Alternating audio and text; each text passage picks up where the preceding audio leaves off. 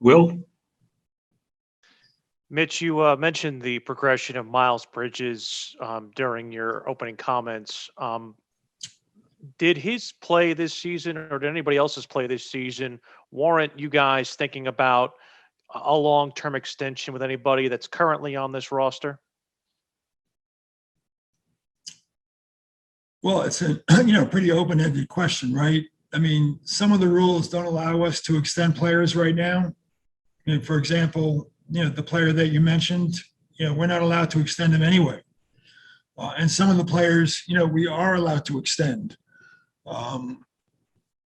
So, that information, we would probably share, with the representative and the agent and the player before we would share it with you. So, the areas that we can address at the appropriate time, it's only 2 days after the season ended. I plan to have meetings with our owner in the next 3 weeks. But the rules, only provide that you can do that with certain players, and not all the players that you might think are eligible are eligible. Correct. And just from going back to the whole free agency question, how, I guess, active in terms of the trade market do you feel like you'd be if, say, the free agency route does not go your way? Well, we're allowed to do trades starting today, actually yesterday.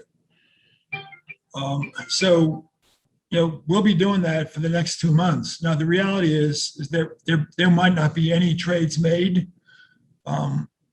Most of the teams that are eligible to make trades, which are teams not in the playoffs, they want more clarity on the draft and, not only the players in the draft, but the position of the lottery. And then right now there's only, I think, 11 teams that are eligible to make a trade. So, you got a small size of teams, and you'll probably see more activity as teams start to leave, the playoffs. But once again, I don't anticipate, trades really until after the lottery. And we will certainly, be active. Once again, we've got the ability with our financial flexibility to do trades that normally wouldn't work. Right. And I think we've, got some players that have value across the board. So whether or not we do something, I couldn't say we would or we wouldn't, but we'll certainly explore it. Scott? Mitch, I have 2 short ones for you. I'll just ask them one at a time. One's on Gordon Hayward and one on LaMelo. But for Hayward, you mentioned him being your best player, and I don't think anyone would argue that. He was having a great year. But injuries always, are a part of his story, or have been sometimes in the past. And I wondered if you worried about that going forward, that you have, 3 more years of a great player, but also one that missed 40% of this year's games. Well, we worry, about all the players and the injuries going forward. You're correct. Gordon's had his fair share of injuries. I've been assured that with the next 4 months off, when the season starts next year, he'll be 100%. Now, does something happen next year? Of course it can happen. Knock on wood, it doesn't happen. Before he got hurt, he was an all-star caliber player. And we knew that going into it. He passed all the physicals, that we gave him. And the injury that he had nothing to do with past injuries. This was a completely new injury. So next year, we expect him to be 100%. And he's excited about the offseason. He really hasn't had an offseason in a number of years where he can, not only get well, because he'll be well in a couple, 3 weeks, but actually work on his game for 2 months. And the one about LaMelo quickly is just, so you obviously saw something in him that has been proven right, given the accolades he's about to receive, but he's obviously got a long way to go still to become that truly great franchise player. So as a GM, as a former player, what do you think is the number one thing he needs to work on? Well, he's got to get stronger. He's still a 19-year-old, kid, playing a game where a lot of the big players are 270, 280 pounds. He needs to get stronger. His skill level is pretty good. I don't worry about his shooting. That's something that we felt very comfortable with before the draft.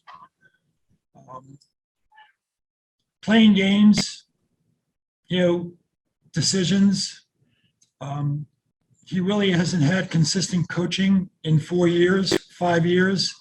So having, a coach year to year on the defensive side of the ball that can, sit down and look at film from game to game, week to week, month to month, year to year. That's an area of growth that has to be improved. There's a lot of good stuff, but to be a great player in this league, every offseason, you've got to come back better at something that you were the season before. That's what all great players do. They work on something, whether it's a weekend or a post-up game. They come back and they're always better. So he's got a really, really good foundation. Clearly, we're happy to have him, but there's still a lot of work to get done. The good thing is he is a gym rat. He loves the game and he loves to work. Nothing makes him happier than being in a gym. Thank you, Mitch. Mike? Thanks, Mike. Hey, Mitch, good to see you again. The question that I have for you is you've covered a lot of ground today, praising the coaches and the job they did and saying that the team took a step forward.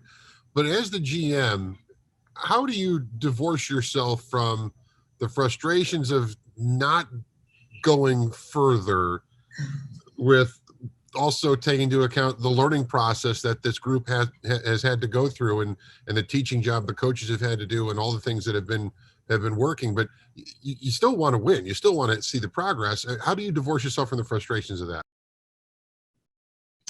Yeah, it's a good question. I found myself getting caught up in the moment, right? There was a period when we were in the fourth best record in the East. And, then we got hit with the injuries and we were at 6 for a long time. And then we were at 8 a long time.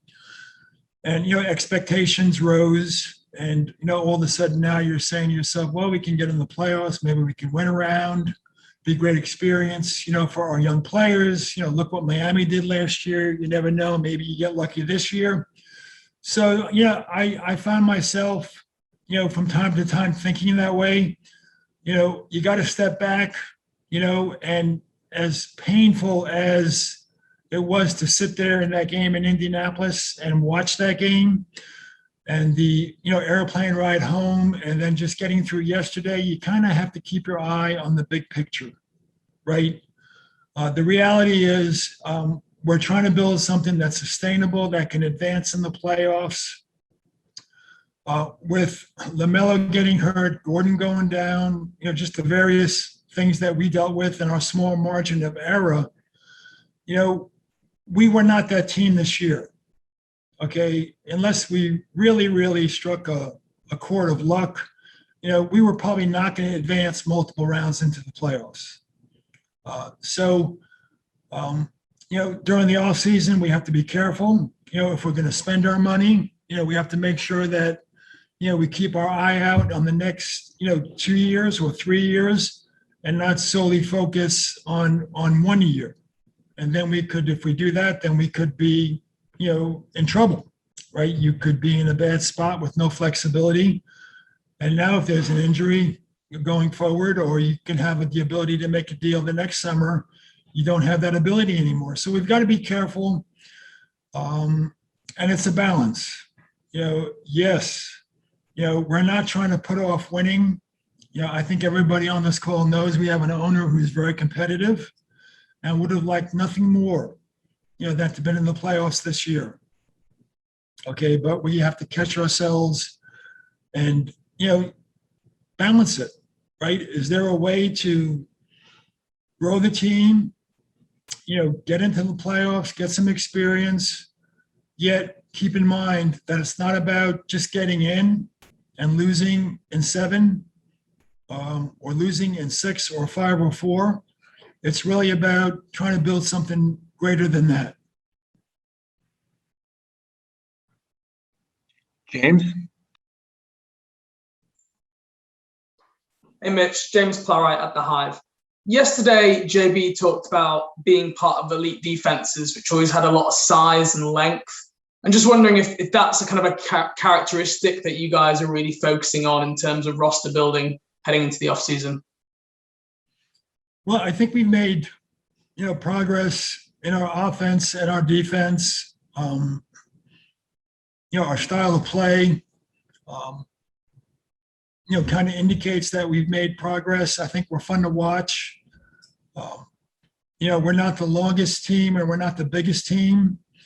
And clearly, on the defensive end, if you can establish a bedrock, a foundation, that will sustain you through those periods of the season where maybe you can't score, or maybe an injured player who provides 20 points a game, you could somehow withstand it. Based on, the players we had, everybody had a chip in. Everybody had a chip in to rebound. Everybody had a chip in to protect the rim. In the perfect world, I'd love to get, players that make it easier on everybody. But the defensive end is an area that we need to continue to focus on, and we've gotten better. Thank you. Will? Hey, Mitch, this is going to be a weird question, but scrolling through social media this year and watching SportsCenter this year, you see a lot of Miles Bridges, you see a lot of LaMelo Ball, you hear Eric Collins all over the place going viral. Does that have an impact on a franchise in recruiting and just kind of being more known around the league as a destination someone wants to go, or because it's something that we just haven't seen, in years past, honestly? Yeah, I think it does. Right. I think getting Gordon, last summer was a big step for us. A major free agent, chose to come here. Social media, cannot be underestimated, the impact, that it has, in, those of us, I'm not one of them, but those who are 30 years and younger, right? And that's a big part of the NBA's fan base. Creates a lot of excitement, a lot of exposure, whether it's, LaMelo or Miles, Eric, I love, watching our games. You don't get any more energy than you would with our commentators watching our games on TV. So at the end of the day, right, that's all good. But you have to string together wins too. And that other stuff is great as long as we can string together wins. And I think it's great for the franchise. It creates I don't want to use the word buzz, right? But it creates a buzz about the franchise that maybe wasn't here a year ago. And I think that's good. And we got to build on that. We got to take advantage of it. And we got to get people in the building next year. Our players love to play in front of fans. This year was so difficult. The first half of the year, when there was literally nobody in the stands, it's like playing 5-on-5 in an empty gym. They did it and they competed, but it completely takes away the home court advantage and the fun of playing a game at home. So to the extent that the fans have even more interest next year because of all that stuff we just talked about, I think that's great, and that'll help us win games. Danny? Mitch, Danny Thompson with the 3-point conversion. Great to see you as always. You mentioned at one point the excitement level for you was there when the team was in 4th place. Now, as you look into the offseason and you look into the draft, is this team, are you looking for that one piece to add on to this group? Or are you looking to get the best player available, not necessarily in the draft, but also in free agency as well, too? Well, I think we're in a little better position today than we were a year ago. I think a year ago, I would have said something like, we need to just add talent and not worry so much about position, because we just didn't have the talent level, to be that picky. Okay, I do think, knock on wood, I think we're good at the wing. I'm hoping, Melo can pick up where he left off before he got injured. If so, then I think we're good at that spot too. So we can afford to be a little bit more selective this year than we were a year ago. But when I spoke earlier about, our margin of talent not being good enough, it's still not good enough. We saw that, right? When we had a couple players go down, and more than a couple, the guys we had, tried to step up, but, along the way, we also wore out, some of the other players that played big minutes. And in the perfect world, you would have liked to have kept guys as fresh as possible. So, we're just not good enough right now to, completely look for position and draft or trade or pursue free agency that way. But we're certainly better than we were a year ago. And one quick follow-up to that, or quick follow-up, second question. When it comes to LaMelo, you had been around Kobe Bryant when he was around the same age. What are some of the similarities in as far as the work ethic and preparation between Kobe or LaMelo, or what would you like to see LaMelo do that was kind of similar to what Kobe had did in his development? Yeah, I'm going to decline to compare the two. Okay. Fair enough. Yeah, I don't think it's fair, to either player, right? LaMelo is a gym rat. He loves to play the game. He's a great teammate, and he loves to compete. And those, and work, right? He just wants to be in the gym. And those kinds of qualities, along with some God-given ability, can lead to greatness. Now, if you don't work, then you won't get any better. But he's got the intangibles and he's got some God-given talent that can lead to a special player. But he's got a long way to go. Rick? Mitch, you very understandably said when you first came here that you couldn't have an expectation that this would be a free agent destination. Do you feel any differently about that subject now? Well, I do. I mean, getting Gordon, right? I even said it last year, during the pursuit, to be honest with you, I never really had 100% confidence that it was serious. I didn't know why a guy would opt out of a contract in Boston. And, we didn't have a great year. We had a couple of nice players, but, why would he come to Charlotte, right? But he did. And I think that'll help us with future free agents. I think we play the right way. I think free agents around the league, look at the pace at which we play, and players want to play that way. I think we have a player's coach. And if LaMelo continues to develop and remember the reason why he's so much fun to play with, which is his ability to pass, then I don't know why players wouldn't want to come here to play with him. Now, I remember when we were recruiting Gordon, we had no clue as to how quickly LaMelo would develop. But one thing we did say to him is that if he's as good as we think he is, you'll love playing with him because he loves to pass the ball and he's a pass first player. So those are things that bode well for us in the free agent market. But we've got to build on that. It can go south quick, right? I mean, we've got something that's good, that's fun. We've got flexibility. Guys get along. There's some excitement. We've got some upside. So I think those are things that are attractive to free agents. And I wouldn't be surprised, although I wouldn't count on it. I wouldn't be surprised if we did have a shot at another free agent. Are you comfortable with JB going into next season on the last season on his contract? I think he's done a great job. Yes. We will wrap it up with Rod Boone.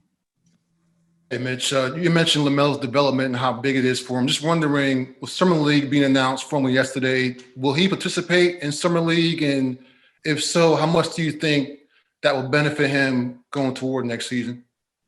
It really hasn't been discussed. He got an awful lot of experience this season, playing NBA games. I'm not sure, how much it would benefit him. It's really more for rookies and maybe players that did not get a chance to play this year. But the thing that would trump that, right, is, the state of his wrist, which we think will be fine. So really the first thing is to get him healthy. And I don't think that's going to be a problem, certainly by August 1st. But that's not a decision we've made right now. If I had to guess, like I said, I think that's more for players that didn't get a chance to play this year.